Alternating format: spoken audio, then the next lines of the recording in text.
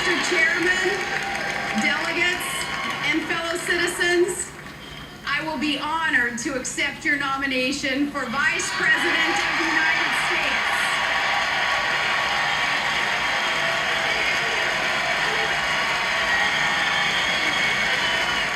Before I became governor of the great state of Alaska, I was mayor of my hometown.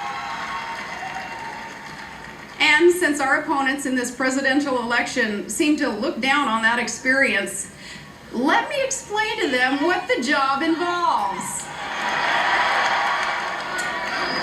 I guess a small town mayor is sort of like a community organizer, except that you have actual responsibilities. Tonight, you didn't just see the first woman vice president of the United States, you saw who's going to be the first woman president of the United States. She hit everything and more that she was expected to do in that speech tonight. She came out, was poised, delivered one of the most electrifying political speeches I've ever seen. She had that crowd by the end of it in love with her. There were people literally crying in there with the way she delivered it, the way she was poised, and the way she went after Barack Obama the way no one else could.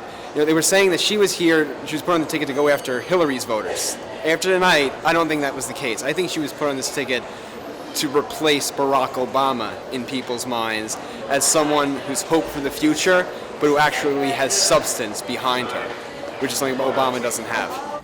Americans, we need to produce more of our own oil and gas. And take it from a gal who knows the North Slope of Alaska. We've got lots of both. Our opponents say again and again that drilling will not solve all of America's energy problems, as if we didn't know that already. But the fact that drilling, though, won't solve every problem is no excuse to do nothing at all. This is a woman who is very confident with who she is, and she expressed herself in a warm but confident manner in language that the American people clearly understand. And I think her life experience and her commitment to family and her commitment to her responsibilities as an elected official demonstrate her sensitivity to the issues, her significant knowledge of issues, and I think her very pleasing manner, her personable smile, her sense of humor, and the strength of her convictions that she clearly demonstrated, I believe it came through long, it came through loud, it came through in a way that resonated very well in the hall, and I know throughout the country. I'm confident that families all over Staten Island like what they heard and like what they saw in Governor Palin. Now, I've noticed a pattern with our opponent, and maybe you have too.